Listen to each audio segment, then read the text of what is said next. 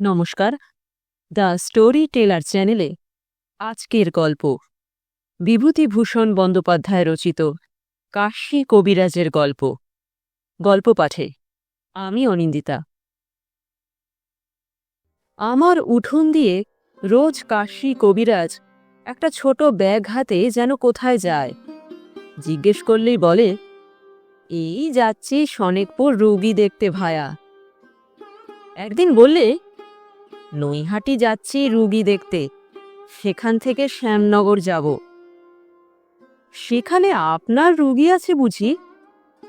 সব জায়গায়, কলকাতায় মাসে 2 বার জাতি হয়।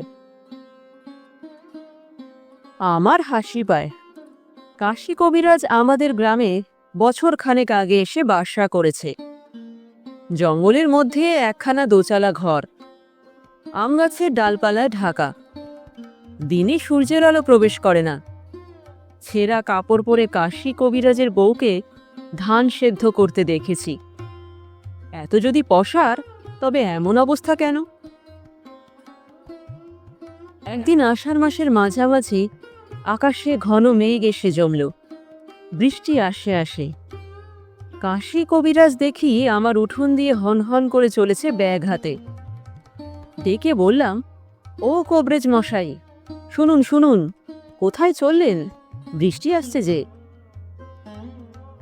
কাশী কবিরাজ আমার চণ্ডী মণ্ডপে এসে উঠে বসল।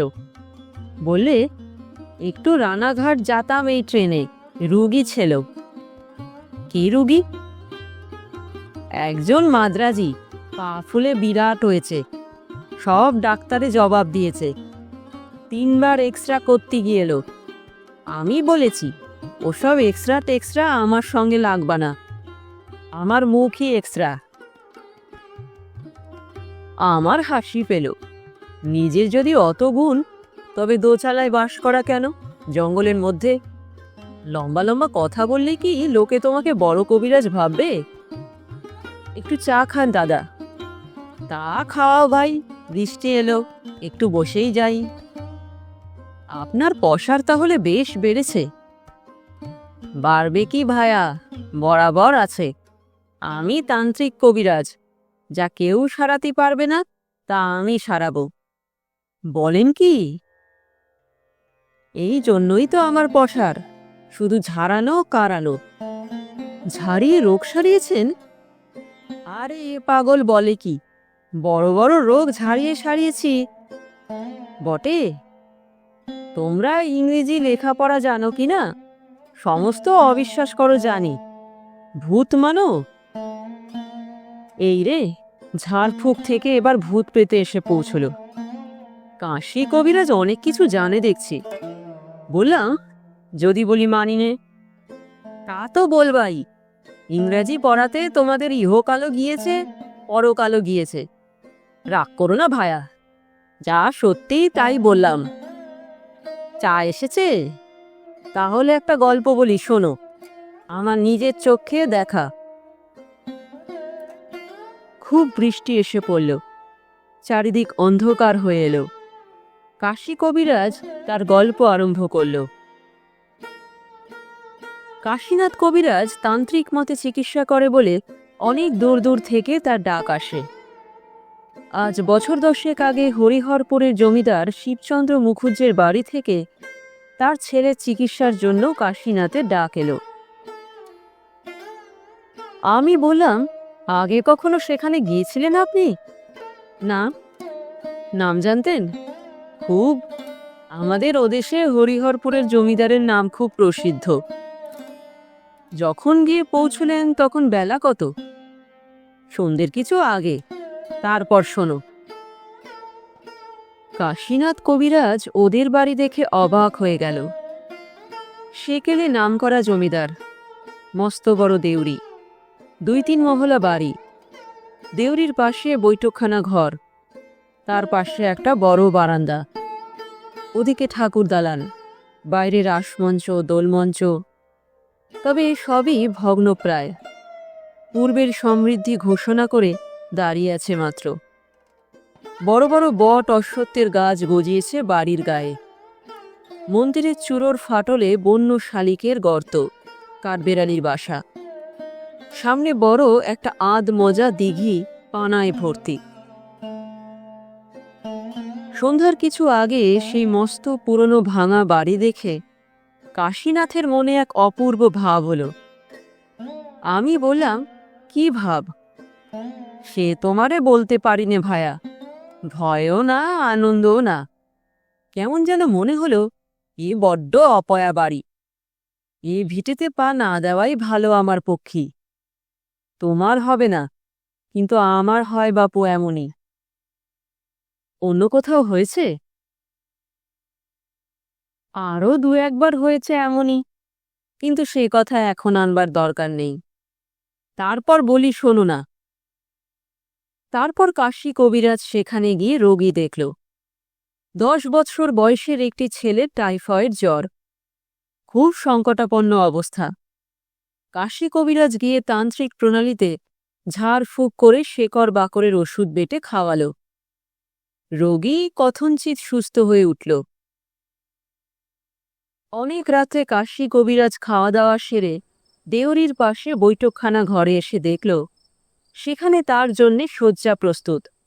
উৎকৃষ্ট শয্যা, দামি নেটের মশারি, কাঁসার গেলাসে জল ঢাকা আছে, ডিবের বাটিতে পান, সব ব্যবস্থা অতি পরিপাটি। আমি বললাম, বড়লোকের বাড়ির বন্দোবস্ত। হাজার হোক বনেদি ঘর তো, যতই অবস্থা খারাপ হোক পুরনো চালচলন যাবে কোথায়? তারপর কি হলো বলুন? কাশী কবিরাজ বেশিক্ষণ শোয়নি। এমন সময় সে দেখল ঘুমটা পড়া একটি বউ হন হন করে মাঠের দিক থেকে এসে দেউরির মধ্যে দিয়ে জমিদার বাড়ি ঢুকছে। কাশী কবিরাজ খুব আশ্চর্য হয়ে গেল। এত রাত্রে বাইরের মাঠ থেকে এসে বাড়ি ঢুকল কে? ভদ্রলোকের ঘরের সুন্দরী বধূ বলেই তো মনে হল, যতটুকু দেখেছে তা থেকেই। যাক, সে এসেছে কবিরাজি করতে, অত শত খোঁজে তার কি দরকার? যে যা ভালো বোঝে করুক। আমি বললাম, রাত তখন কত? তা রাত 1টার কম নয়, বরং বেশি। যেদিক থেকে এলো সেদিকে কোনো লোকালয় নেই? না মশাই, ফাঁকা মাঠ অনেকখানি পর্যন্ত, তারপর কোদালে নদী। কোদালে নদীতে গরমকালে জল থাকে না, হেঁটে পার হওয়া যায়। তার ওপারে বলরামপুর গ্রাম। আপনি কি করে বুঝলেন ভদ্রবংশের মেয়ে? হাত পায়ের যতটুকু খোলা, ধবধবে ফর্সা, আর জ্যোৎস্না রাত, আমি দিব্যি টের পাচ্ছি। মুখখানা অবশ্যই ঘোমটায় ঢাকা ছিল। বাড়ির মধ্যে ঢুকে যাওয়ার সময় অন্য কোনো লোক সেখানে ছিল না? আপনি টের পেয়েছিলেন? কোনো দিকে না চেয়ে হন হন করে বাড়ির মধ্যে ঢুকে গেল। কাশী কবিরাজ নির্বিরোধী ভালো লোক। সেই জলের গেলাস তুলে খানিকটা জল খেয়ে মশারি খাটিয়ে শুয়ে পড়ল। কিন্তু নানা চিন্তায় ঘুম আর আসে না। বিছানায় শুয়ে এপাশ ওপাশ করতে লাগল। লোকে বাড়িতে চিকিৎসক ডাকে ঘুমোবার জন্যে নয়। কাশী কবিরাজ অভিজ্ঞ লোক, দায়িত্ববোধ তার যথেষ্ট। সে অবস্থায় তার চোখে ঘুম আসে কি করে? মিনিট খানেক পরে কাশী কবিরাজ হঠাৎ দেখল সেই বউটি তার পাশে দেউরি দিয়ে আবার বার হয়ে যাচ্ছে। বিছানা ছেড়ে সে তরাক করে উঠে পড়ল। বউটি ক্রমে দূরের মাঠের দিকে চলে যাচ্ছে। জ্যোৎস্নায় তার সাদা কাপড় দূর থেকেও স্পষ্ট দেখা যাচ্ছে। আমি বললাম, মাঠের দিকে গেল একা? একদম একা, আর অত রাত। আপনি কি ভাবলেন? আমি আর কি ভাববো মশাই, একেবারে অবাক। এত রাত্রে একটি সুন্দরী মেয়ে এমনভাবে যে নির্জন মাঠের দিকে চলে যেতে পারে তা কখনো দেখিও নি, শুনিও নি। কাশী কবিরাজ 7-5 ভাবছে। এমন সময় বাড়ির মধ্যে থেকে একজন ছুটে এসে বলল, শিগগির আসুন কবিরাজ মশাই, রোগী কেমন করছে। কাশীনাথ গিয়ে দেখে রোগীর অবস্থা সত্যিই খারাপ, কিন্তু হঠাৎ এত খারাপ হওয়ার তো কথা নয়। যা হোক, তখনকার মতো ব্যবস্থা করতে হলো। অনেকক্ষণ খাটুনির পরে রোগী খানিকটা সামলে উঠল। তখন আবার এসে শুয়ে পড়ল কাশীনাথ বাইরের দেউরির ঘরে। পরের দিনমান রোগীর অবস্থা ক্রমশ ভালোর দিকেই চলল। জমিদার বাবুর মন বেশ ভালো। প্রথম দিন বড়ই যেন মুষড়ে পড়েছিলেন। এমনকি কবিরাজের সঙ্গে বসে দুপুরের পর খানিকক্ষণ পাশাও খেললেন। কবিরাজকে তাদের বড় দিঘিতে একদিন মাছ ধরতে যাওয়ার আমন্ত্রণও জানালেন। খাবার ব্যবস্থাও দুপুরে বেশ ভালোই হল। মাছের মুড়ো, দই, দুধ, সন্দেশ ইত্যাদি। কবিরাজ খুব খুশি, জমিদারবাবু বেশ প্রফুল্ল। সেই রাত্রে একটা আশ্চর্য ঘটনা ঘটল। এমন ধরনের ব্যাপার কাশী কবিরাজ কখনো কল্পনাও করতে পারেনি। রোগীর অবস্থা ভালো থাকার দরুন সেদিন আর বেশি খাটুনি ছিল না। সকাল সকাল খেয়ে দিয়ে শয্যা আশ্রয় করল, কিন্তু ঘুম আসতে দেরি হতে লাগল। কোথাকার ঘড়িতে 1টা বেজে গেল ঢং করে। ঠিক সেই সময় দেখল কাশী কবিরাজ সেই ঘুমটা পড়া বউটি দেউরি দিয়ে ঢুকে অন্দরের দিকে চলেছে। বলতে কি কাশী কবিরাজের বড় বিস্ময় বোধ হল। কি সাহস মেয়েটার! এত রাতে মাঠের মধ্যে দিয়ে চলে আসতে ভয়ও কি করে না? মিনিট 15 কেটে গেল, কি 20 মিনিট। তারপর কাশী কবিরাজকে আশ্চর্য স্তম্ভিত করে দিয়ে সেই বউটি ওর ঘরে এসে ঢুকল। এবার আমি জিজ্ঞাসা করলাম, আপনার ঘরে? হ্যাঁ, একেবারে আমার সামনেই। ঘরে আলো ছিল। বাড়িতে রোগী থাকার দরুন আমার ঘরে সারা রাতে একটা হ্যারিকেন জ্বলে। ঘরে ঢুকে মেয়েটি মুখের ঘোমটা অনেকখানি তুলে কবিরাজের দিকে চাইল। বেশ সুন্দরী মহিলা, দেখলে সম্ভ্রমের উদ্রেক হয়, এমনই চেহারা।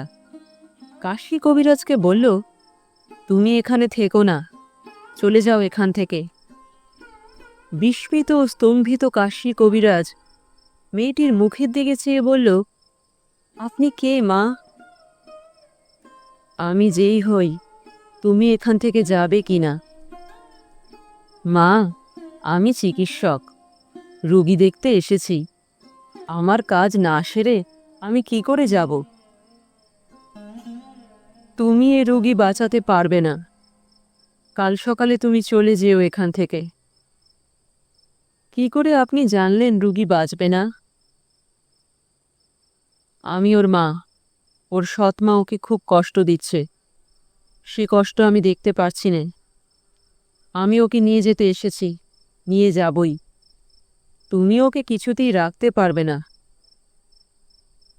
কাশীনাথ কবিরাজ তখনও ব্যাপারটা ঠিক বুঝে উঠতে পারেনি।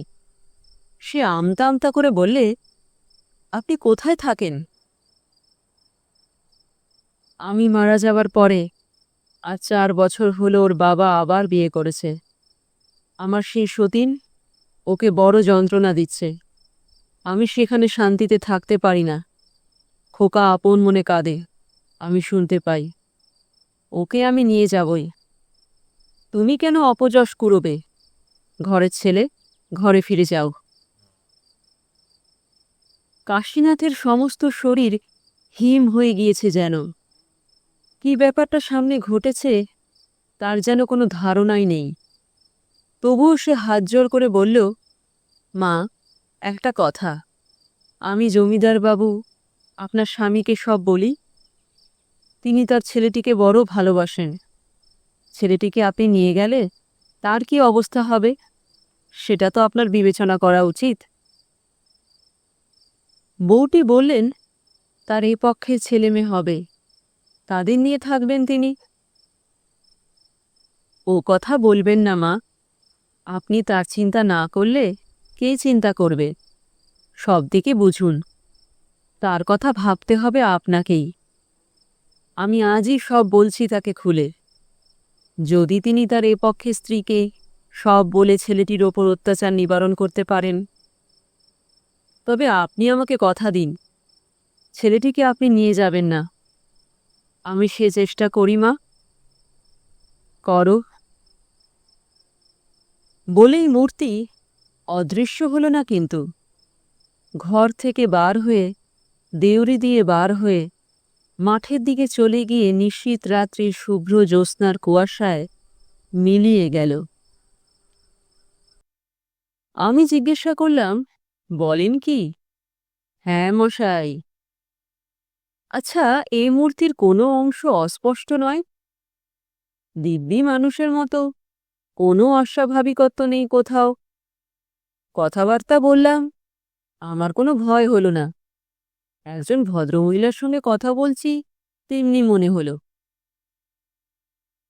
মূর্তিটি অদৃশ্য হওয়ার খানিক পরেই বাড়ির মধ্যে থেকে কাশী কবিরাজকে ডাকতে এলো। রুগীর অবস্থা খুব খারাপ, অথচ সমস্ত দিন এমন ভালো ছিল। তখনকার মতো সুব্যবস্থা করে ভোরের দিকে কাশী কবিরাজ জমিদার বাবুকে বলল, আপনার সঙ্গে আমার একটু কথা আছে, বাইরে চলুন।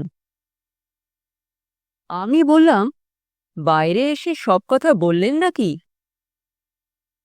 হ্যাঁ, গোড়া থেকে বললাম। এই আপনি যেখানে দাঁড়িয়ে আছেন, আপনার প্রথম পক্ষের স্ত্রী কিছুক্ষণ আগে সেখানে দাঁড়িয়েছিলেন। বিশ্বাস করলেন? কেঁদে ফেললেন। বললেন, আমি জানি, আমি এই অসুখের সময় একদিন ওকে শিওরে দাঁড়িয়ে থাকতে দেখেছি। তার পরের ইতিহাস খুব সংক্ষিপ্ত। জমিদার বললেন, আমি জানি ওর সৎমা ওর ওপর খুব সদয় নয়, তবে এতটা আমি জানতাম না। আমি কথা দিচ্ছি, খোকা সেরে উঠলে ওর মামার বাড়িতে রেখে লেখাপড়া শেখাবো। এ সংস্রবে আর আনব না। আমার এ স্ত্রীকেও আমি শাসন করছি, আপনি তাকে জানাবেন। রাত ভোর হয়ে গেল। রোগীর অবস্থা ক্রমশ ভালো হয়ে উঠতে লাগল। 11 দিনের পর কাশী কবিরাজ পথ্য দিলেন তার রোগীকে। আমি বললাম, ওর মাকে আর দেখেননি? আসেননি আপনার কাছে? না।